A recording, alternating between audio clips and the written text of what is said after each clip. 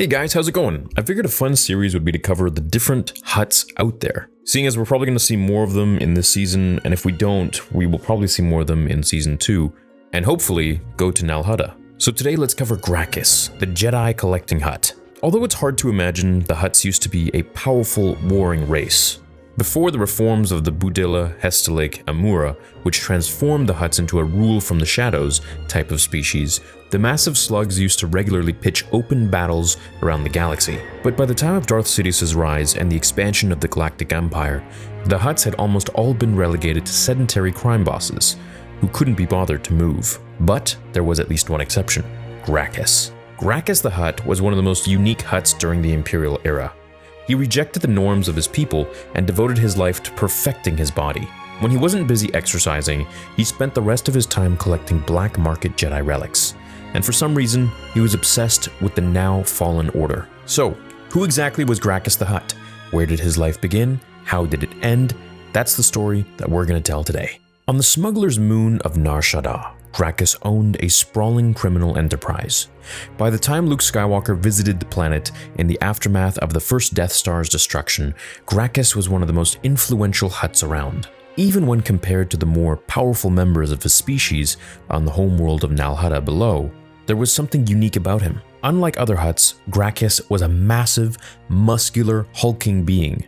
And like other members of his group, Grakkus made use of the centipede-like legs that he had that were connected beneath his body, so that he could quickly run and climb through any terrain. When it comes to Grakkus' birthplace and birth date, we can't be certain. It seems that he was born on Nar Shaddaa, sometime before the start of the Clone Wars. Given the size of his criminal operation, he mustn't have been very young. Hutts could live for nearly 1,000 years, so it was hard for an upstart of the species to strike out on their own and try to compete against more established Hutt syndicates.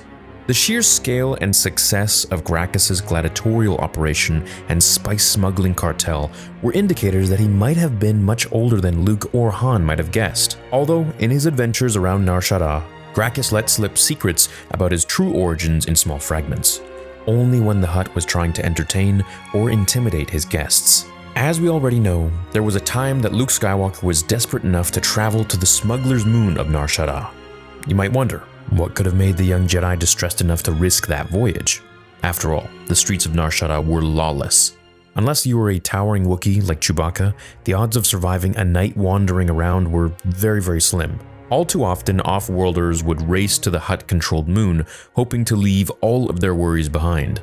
And all too often, they would be found in the morning, with cheaply crafted, rusted blades buried in their necks. It was just another poor soul that thought they could survive the smuggler's moon. But Luke needed to find a way to Coruscant. He needed a pilot, and since Han wasn't likely to jump at the chance to fly into the seat of the Empire, Luke decided to hire a proper criminal to do the job. But just like every other off-worlder, Luke found that even he wasn't ready for the treachery of Nar Shaddaa. Not long after he arrived on the planet, news of a boy with a lightsaber made its way back to Grakkus the Hutt. After all this time, an actual Jedi to add to my collection? I assume, he said to himself. When he was younger, Grakkus had experienced the awe of the Jedi. He attended underground auctions of ancient relics filled with Rakata relics and Taltz heirlooms. But it was the time Grakkus, a Jedi Padawan, was auctioned that really drew his interest. Unfortunately, Grakkus missed his chance to win. The Padawan fell to the Crimson Blades of Darth Maul, the very first Jedi that he ever killed. I've covered a video on that comic as well. I implore you to go check it out. Throughout his life, the Hutt continued to hoard every statue, holocron, and lightsaber that he could find, and even chatted about the business of collecting Jedi artifacts with Lors San Tekka. Soon after Grakkus heard that Luke was on Nar Shaddaa, he captured him and gave the aspiring young Jedi a tour of his massive Jedi collection. "What is all this?" Luke once asked, as he was being dragged through the dark, cavernous hall. "Ah, this is my hobby, my personal collection. This is all that remains of the Jedi." Grakkus couldn't have been prouder to show off what he had amassed. In a dungeon as large as a stadium, massive statues of ancient Jedi masters, endless crates of Jedi lore, and even a yellow Jedi starfighter laid under a layer of dust. But Grakkus wasn't too interested in exchanging pleasantries. He had brought Skywalker here for a reason. Grakkus wanted to confirm whether or not this boy was a Jedi, so he quickly withdrew a polygon-shaped holocron and handed it to Luke. After Luke managed to open it and all the other holocrons in the warehouse, Grakkus briefly sighed in relief and congratulated himself for finding another fine item for his massive collection. But he had a cruel plan for Luke. He had his combat specialist, a man named Game Master, trained Luke in the art of lightsaber combat, and a few days later, Grakkus forced Luke to fight in his massive arena for the entertainment of thousands of fans. Luke's opponent wasn't a man or even a vaguely humanoid alien. It was a massive beast from the magma tunnels of Mustafar, Congo the Disemboweler. Ultimately, the beast proved too much for the fledgling Jedi to handle, and Luke was nearly killed. But then, someone intervened. High above the blood-soaked battlegrounds, Grakkus and the Game Master watched the battle unfold. But when the Hutt wasn't looking, the Game Master snuck away to make contact with his true master, Vader. In truth, the Game Master was an undercover Imperial agent sent to Nar Shaddaa to keep an eye on Grakkus and his Jedi collection. In short, Game Master's Imperial allies invaded the moon and the arena filled with TIE fighter pilots. Now on the opposite side, Han, Leia, and Chewie came to Luke's rescue, wielding lightsabers that R2 had stolen from Grakkus' collection. In the aftermath of this short battle, Luke managed to escape, but Grakkus wasn't so lucky. Captured by the Imperials, he was ferried off to a high-security prison where he would have stayed if it wasn't for the intervention of the rebellion. Hoping that they could use Grakkus and his massive supply of weapons to their advantage, Mon Mothma ordered a raid on an Imperial prison transport.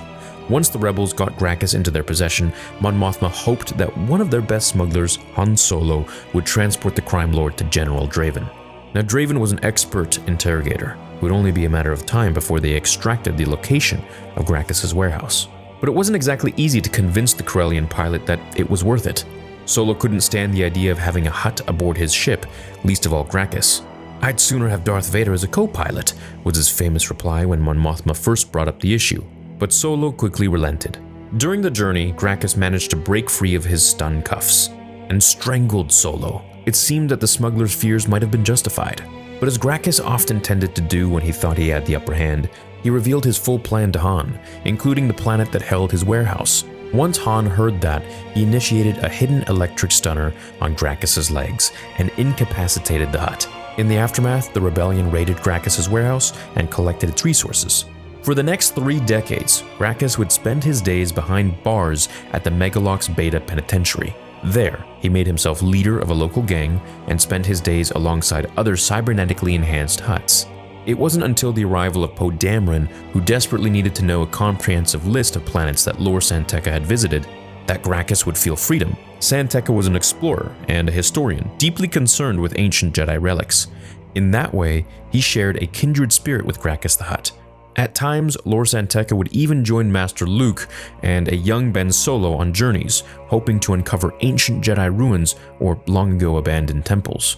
When Poe tried to get the information from Grakkus, he found that the Hutt was just as conniving as ever. Grakkus had offered the same deal to a member of the Imperial Remnant, Terex. Break the Hutt out of prison and he'd give whatever they wanted.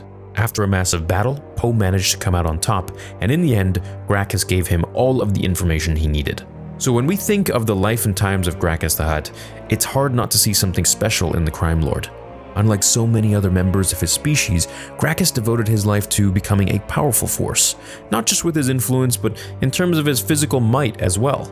And you could even make the claim that, thanks to his interest in Jedi lore, Grakkus helped save many of the Order's relics. But by the time the First Order's rise came about and Grakkus escaped from prison, many must have forgotten his name. Except for a few elderly aliens who looked back fondly on the gladiatorial bouts that Grakkus organized, the galaxy had largely gone on without him. Hope you enjoyed today's video on Grakkus the Hutt and his lore and history. Maybe we'll see him someday. Let me know who your favorite Hutt is and I can cover him or her in a video.